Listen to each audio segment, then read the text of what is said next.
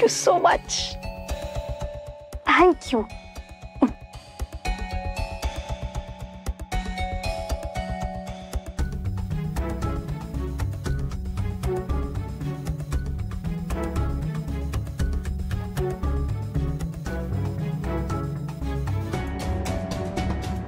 तनिष, उद्याचा दिवस it's going to be special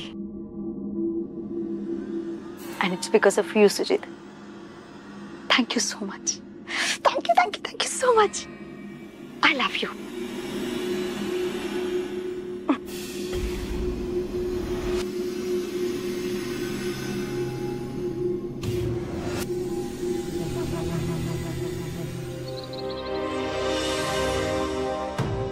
चला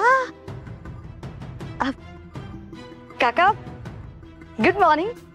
गुड मॉर्निंग. काय म्हणतोय अर्जुन? लब्बाडा? अगदी मज्जेत हो की नाही अर्जुन? तनिषा, तुला वाढदिवसाच्या खूप खूप शुभेच्छा. काका, तुमच्या पण लक्षात होतं? मला शालिनीने सांगितलं की आज तुझा वाढदिवस आहे म्हणून. थँक्यू सो मच काका. पाया असू दे अर्जुनला घेऊन नको. बरं, मावशी कुठे आहे? काय झालंय, शालिनीची आत्या आली आहे ना, ती ताजमध्ये उतरली आहे. तेव्हा आता शालिनी आणि तिच्या बहिणी आत्याला भेटायला गेल्या आहेत. आता आज संध्याकाळपर्यंत तिथेच थांबणार आहेत. समजा गप्पा संपल्या नाहीत तर उद्या पण ती तिथेच थांबणार आहे. पण हो, तिने मला सांगितलंय ती तुला फोन करून विश करणार आहे. बर, पण मावशीची मज्जा आहे. हा, मी बोलते तिचा फोन आल्यावर. तुला पुन्हा एकदा वाढदिवसाच्या खूप खूप शुभेच्छा. थँक्यू सो मच काका. थँक्यू. तनिषा, तुझा वाढदिवस आहे आज? हो. तुला वाढदिवसाच्या खूप खूप शुभेच्छा. थँक्यू. तू मला आधी सांगितलं असतं तर मी तुझ्यासाठी छान काहीतरी बनवलं असतं आज. नाही, इट्स ओके, इट्स ओके. तू विश केलंयस ना, त्याबद्दल थँक्यू. नाही म्हणजे शहरात अशी फक्त हॅपी बर्थडे विश करण्याची पद्धत असते, पण आमच्या गावाकडे वाढदिवस असला की ओवाळतात. मी आज तुला ओवाळते. स्वानंदी, खरंय तुझं. मला सुद्धा ही पारंपरिक पद्धत आवडते. काय रे अर्जुन, तुझ्या आईचा आज वाढदिवस आहे, तिला ओवाळायचं का? तनिषा, अगं बघ कसा स्माइल करतोय, चढू काय होच म्हणतोय. बरं, मी आरतीचं ताट घेऊन आले.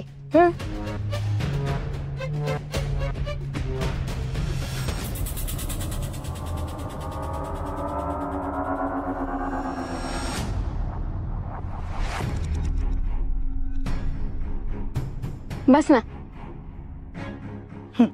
हो, सांभाळून. हो हो काका.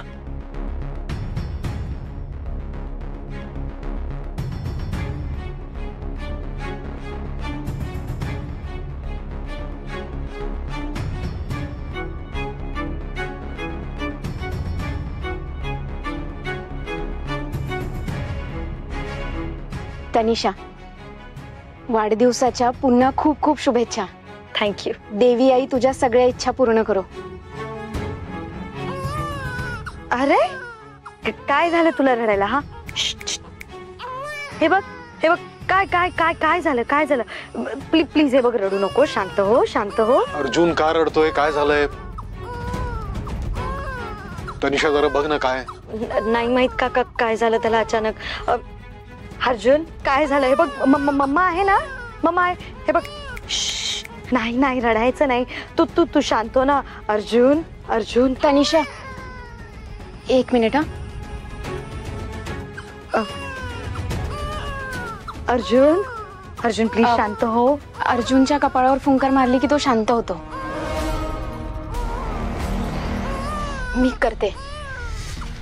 अर्जुन,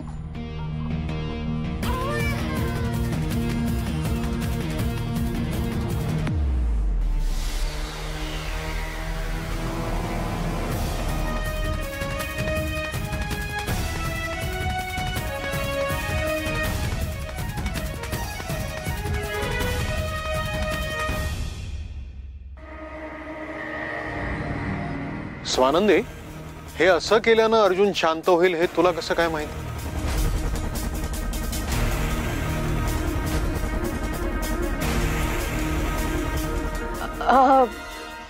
त्याचं काय झालं, अर्जुन काल रडत होता,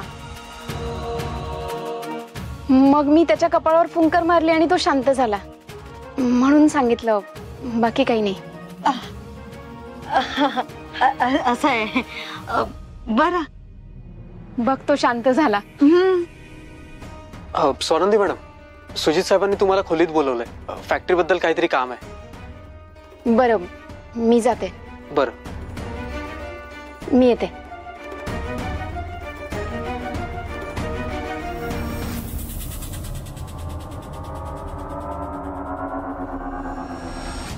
तनिषा, हा, स्वानंदीसाठी सुजितरावांनी जे स्पेशल औषध आणलंय ते नियमितपणे देतेस ना? हो काका. एक गोष्ट लक्षात ठेव, काहीही झालं तरी सुद्धा स्वानंदीची स्मरणशक्ती परत येता कामा नये.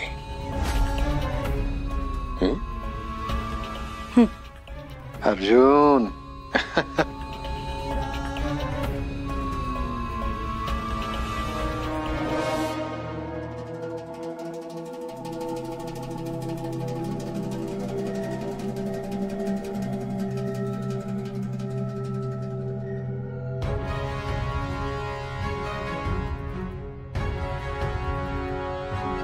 सुजित सर, आत येऊ? ये ना स्वानंदी, ये प्लीज ये.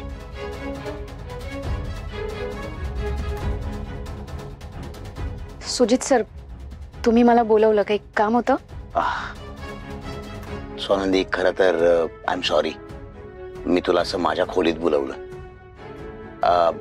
तू बघतेस ना, मी खरं तर कामातच होतो आणि मी म्हटलं हे काम करता करता एकीकडे तुला ब्रीफिंग पण केलं असतं म्हणून बोलवलं. आय होप तू ऑकवर्ड फील करत नाहीयेस. नाही हो, ठीक आहे. तसंही आपण एकाच घरात राहतो, काम करताना त्याचा फायदा झालाच पाहिजे. बोला ना. स्वानंदी, हीच गोष्ट मला तुझी सगळ्यात जास्त आवडते, तुझा कामाप्रती असणारा ॲटिट्यूड. म्हणजे कामाची एकही संधी सोडायची नाही, एकही ऑपॉर्च्युनिटी सोडायची नाही. Wow, keep it up. बरं ऐक, मी तुझे हे डिझाईन्स काही बघितलेत, चांगले आहेत. थँक्यू.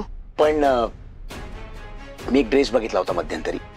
मला असं वाटतंय की तुझं जे पुढचं कलेक्शन आहे ना, कॉस्ट इफेक्टिव्ह कलेक्शन, त्यासाठी ते डिझाईन तुला खूप इन्स्पायर करू शकतं. म्हणजे त्या डिझाईनवरनं इन्स्पायर होऊन जर आपण आपली काही डिझाईन्स बनवली तर आपल्या कंपनीला सुद्धा फायदा होऊ शकतो. नक्कीच, पण त्याआधी मला तो ड्रेस बघावा लागेल, म्हणजे मी त्या ड्रेसकडे बघून बाकीचे डिझाईन्स तयार करेल. मला ठाऊक होतं तू हेच बोलणार.